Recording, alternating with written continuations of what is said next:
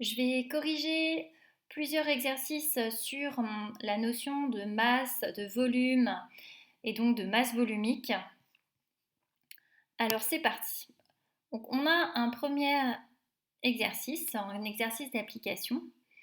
On te dit que la statue en fer, elle occupe un volume de 500 cm3. On te demande de calculer sa masse. Et pour cela, on te donne un tableau où on a mis différents matériaux, le plomb, le cuivre, le fer, l'aluminium, le PVC, le sapin. Et on a mis ici la masse de 1 cm3. Alors c'est quoi la masse de 1 cm3? Eh bien si par exemple je prends le fer, je prends un petit cube de fer de 1 cm de côté. Donc s'il y a 1 cm ici, il y aura 1 cm de hauteur et il y aura 1 cm de profondeur. Donc ce cube a bien un volume de 1 cm3. Eh bien, si ce cube est fait de fer, sa masse sera de 7,9 grammes. Et puis, tu peux voir que pour différents matériaux, donc différents petits dés, par exemple, si tu prends un petit dé de 1 cm3 en aluminium, la masse de ces 1 cm3 sera de 2,7 grammes. Et on te donne également la masse volumique du matériau. Alors je te rappelle, pour obtenir la masse volumique, eh bien, tu fais la masse du matériau divisé par le volume. Donc si je reprends l'exemple du fer, la masse c'est 7,9 grammes et le volume eh bien, c'est 1 cm3. Donc ça fait bien 7,9 grammes divisé par 1 cm3, 7,9 grammes par centimètre cube. Alors, nous, ce qui nous intéresse, eh bien, c'est notre statue qui est faite de fer et on sait qu'elle occupe un volume de 500 cm3. Alors, qu'est-ce que je sais sur le fer? Eh bien, je sais que 1 cm3 de fer a une masse de 7,9 grammes. Alors, 500 cm3 de fer, eh bien, quelle sera sa masse? Je sais que la masse d'un matériau est proportionnelle à son volume. Qu'est-ce que ça veut dire? Ça veut dire que si je double le volume occupé par exemple, le fer, c'est-à-dire si je n'ai pas 1 cm3 mais 2 cm3, dans ces cas-là, la masse de fer, eh bien, elle sera doublée. Je n'aurai pas 7,9 grammes, mais j'aurai 2 fois 7,9 grammes. Alors ici, je n'ai pas multiplié par 2 le volume, mais je l'ai multiplié par 500.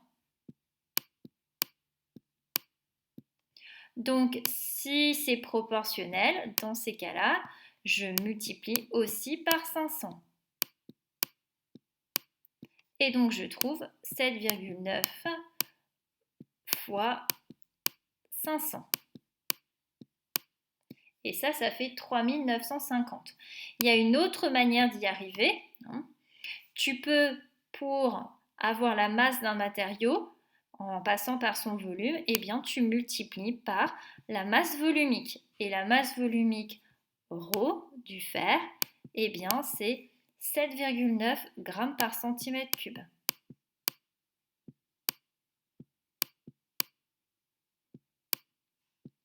Et ça revient au même parce que tu feras 500 fois 7,9, ce qui est exactement le même raisonnement in fine.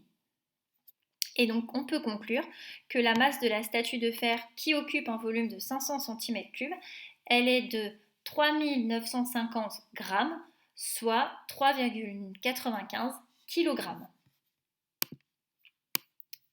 Alors, on passe maintenant aux exercices 2 et 4. Alors, on a ici du cuivre et on voit que ce petit cube de cuivre a une masse de 5,6 grammes. Et on voit que ce gros cube en aluminium a une masse de 3,4 grammes. Et qu'est-ce qu'on se demande? On se demande, à partir de cette image, si la masse volumique de l'aluminium, est-ce que c'est la même que celle du cuivre? Est-ce qu'elle est plus petite? Est-ce qu'elle est plus grande? Ou est-ce qu'on ne peut rien en déduire? Alors déjà, il y a une chose que tu pourrais dire, est-ce que c'est la même? Certainement pas. Mais supposons donc que tu aies un petit peu de mal. Moi, ce que je te conseille de faire, eh bien, c'est de te rappeler la définition. Tu sais que la masse volumique, hein, eh bien, c'est la masse de l'objet divisée par le volume de l'objet. Alors, on va supposer que ce volume, c'est 1 cm3. Ça se trouve, c'est pas juste. Mais c'est au moins pour t'aider à raisonner. Et là, on voit bien que le volume occupé, hein, le volume de l'aluminium, il est plus important. Donc on va mettre un volume plus important. Même si on obtient un résultat qui est incohérent par rapport à la masse volumique, hein, puisque c'est ça qu'on va calculer, eh bien au moins on pourra répondre à la question. Alors, si je veux calculer la masse volumique du cuivre, eh bien je me dis que c'est la masse du cuivre, donc 5,6 divisé par 1. Donc ça fait 5,6 grammes par centimètre cube.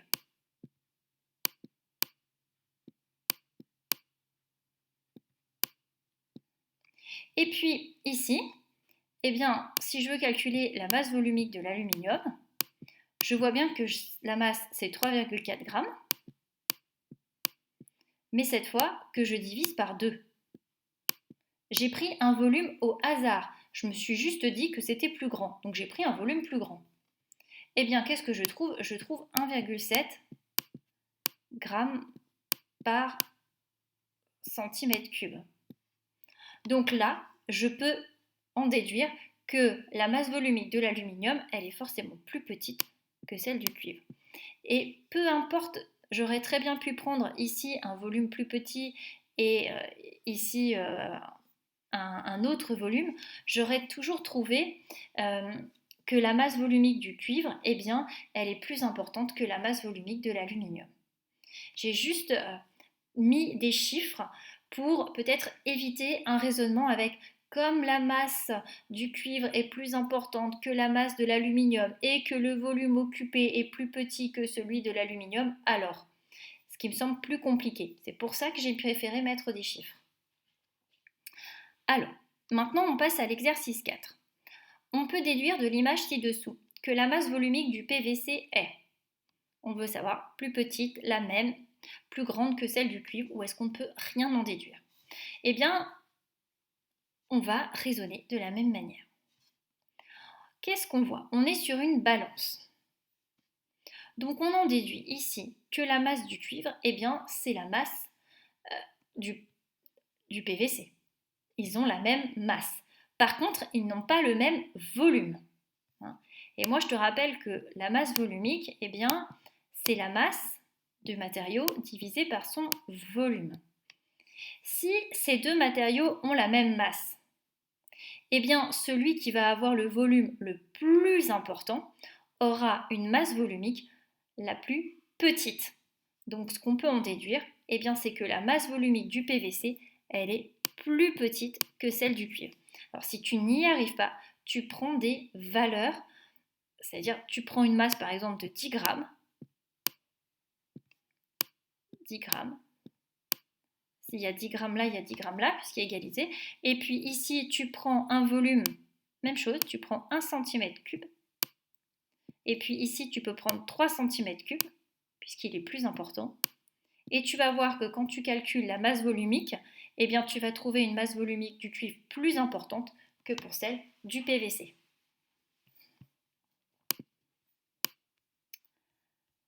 Alors, donc, exercice 7, vrai ou faux. Parmi plusieurs objets de même volume et constitués de matériaux différents. Le plus lourd a la plus petite masse volumique, le plus lourd a la plus grande masse volumique, le plus léger a la plus grande masse volumique. Eh bien, moi, ce que je te propose, eh bien, on va prendre deux objets. On va prendre l'objet 1 et on va prendre l'objet 2. L'objet 1, on va lui donner un volume de 1 cm3. Donc c'est un petit cube qui fait 1 cm de côté. L'objet 2, vu que tous les objets ont le même volume, eh bien il a aussi un volume de 1 cm3. Et par contre, ils n'ont pas la même masse. Alors, la masse de l'objet 1, eh ben, ça va être 2 grammes. Et la masse de l'objet 2, eh bien, ça va être 4 grammes. Et puis, je vais calculer leur masse volumique. Donc, la masse volumique, on sait que c'est la masse divisée par le volume. Donc, ça va être 2 grammes divisé par 1 cm3. Ça fait 2 grammes par centimètre cube.